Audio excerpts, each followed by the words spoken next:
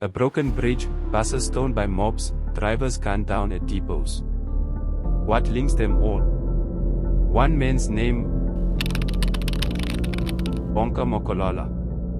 This is a story of power, money, and betrayal in South Africa's taxi underworld. The Eastern Cape, known for scenic coastlines and Xhosa heritage, hides a violent struggle for control of its transport lifeline. Taxi bosses don't just move people, they move power. And at the center stands Bonka Makalala, community hero to some, crime kingpin to others. Born in a working-class family, Makalala learned the trade as a taxi driver in 2008. By 2013, he'd saved enough to launch Makalala Trans, starting with one minibus, expanding to 17 taxis and 4 coaches within 2 years. His fleet became his fortress. In Shulu, locals adored him. He repaired roads, funded a bridge where a schoolgirl died, and hired unemployed youth. "I'm doing this because I can," he claimed, painting himself as a man of the people. After trying to cross a bridge during heavy rainfall. But the frustration for residents could soon be over, thanks to a good Samaritan who was offered to help. ENCA's Ronald Masunda tells us the story. These villagers say they can no longer live a life of empty promises by those they vote into power. Ngokuba ngosibona hayi ingathi ngokuqhubeka ukusibheka phambili asizukwazi kuba lo ngokusesinoluncedo lalo mfana urhulumente yena asimboni asimazi ukuba uphini sakubabona ngokulonyaka uzayo ngo-24 xa bezokukhangela ukuba sivote silixesha ke ngokwesababona ngalo elo. Put it down, yeah. But local Bonka Makalala has other ideas. The transport business owner has embarked on improving the lives of people from his village.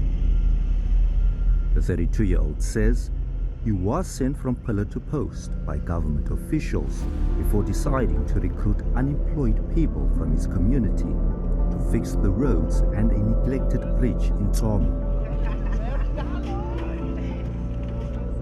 I've started on working on this project, involving myself on this project since 2020, when the road was very bad by that time. And then I went to 2020 December, I went to the mayor of Intercape, approaching him about the situation of the road here and the services. Also, there was a problem of the electricity that was gone for, I think, 4 weeks, and water that was not here. And then specifically to the road, he said that the road has got the route number and it doesn't belong to them, it belongs to the province. Makalala says no one should neglect where they come from if they have the means to bring about positive change. I'm not doing it to claim a victory or anything, I'm doing it for the benefit of the people because I can do it. The Eastern Cape taxi industry thrives outside regulation. Multiple associations fight over routes, stone throwing, extortion, and shootings are alarmingly routine. Taxis are lifelines, but also battlegrounds. Threats began in 2015. By 2019, operators hurled stones at long-distance coaches. Fast forward to 2021 to 2023, 150-plus attacks, stoning, arson, gunshots, targeting Intercape and other bus lines. One April day, driver Bengi Met Anna was shot 15 times leaving Cape Town Industrial Station. He died days later. Buses were interlopers, rivals to taxi profits. Makalala's faction allegedly demanded concessions, higher fares, fewer buses. Refuse, and violence follows. Extortion, ambushes, and targeted assassinations became weapons of route control. I stated previously, this is not a new issue. This issue derives from 2015, and in the beginning years it was threats and threats of violence, and then in 2019 it really turned violent when individuals started to stone the coaches, specifically in the Eastern Cape, and then it spread to the Western Cape, and then there were shootings, and there was in fact a driver, Bonke, killed last year in front of our Cape Town depot. in Cape Town at the airport international area. So it's a terror that's been raging against the intercity bus operators, not only Intercape, but all of the bus operators, the long-distance bus operators in South Africa, the interprovincial bus operators. Yeah. December 2024, Makalala arrested in Pretoria for illegal firearms. Charges dating back to August 2018 surfaced, shooting at Crossroads Depot. He's been indicted on murder, attempted murder, extortion, and police impersonation. March 2024, Intercape's bold move, High Court affidavit naming Makala and laying out timelines, witness statements, and phone record evidence. It was the first time a bus operator publicly challenged the taxi mafia. Ministers of Transport and Police convened a summit with taxi and bus leaders, yet 150-plus incidents remain. Transport Minister and the Minister of Police were working together and trying to resolve this matter. We are putting the appointment with the industry, especially the bus industry here, to be able to discuss and find the solutions. I hope that as we work together, we'll be able to do that.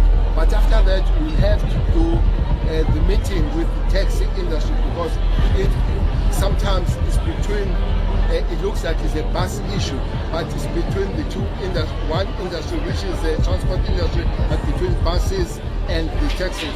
So at a certain given point, we have to put them together to try and find one solution. Allegations of police corruption and indifference have fueled the impunity. Community trust in law enforcement has plummeted. For everyday citizens, this isn't news, it's fear. Commuters worry each journey could be their last. Drivers refuse interprovincial trips.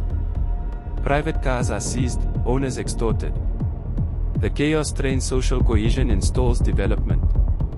Makalala's dual image persists. In his hometown he's a benefactor, elsewhere, a terror kingpin. His legal team calls the charges politically motivated. Less than 1% of our operators do long-distance trips. Most of us, we take people from Kailija to Cape Town, Nyanga to Mitchell's Plain, and that's the core of our business. So we would have really nothing to gain from intimidating anyone who takes people from Cape Town to Durban via the N2 or the R61 through the Eastern Cape, for example.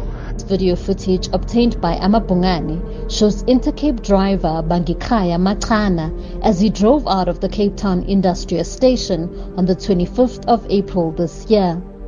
An unidentified man, allegedly linked to the taxi industry, suddenly emerged and fired a series of bullets towards the bus, while Makalala was strapped by his seatbelt. We counted 15 gunshots. The gunman fled the scene on foot. Blood was oozing from the driver's arm, evidenced by his sleeve changing color while he frantically tried to get out of the bus.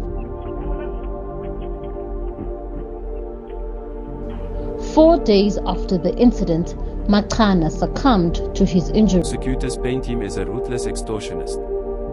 Which narrative holds weight? If you found this deep dive eye-opening, subscribe and hit the bell for more investigations into South Africa's hidden power struggles. Drop a comment, should taxi associations be regulated like public utilities? With Makalala awaiting trial May 15, 2025, the question looms, can South Africa dismantle the syndicates in its transport sector? Or will the taxi wars continue to spill blood on the roads? Community leaders demand reform, but will it come in time?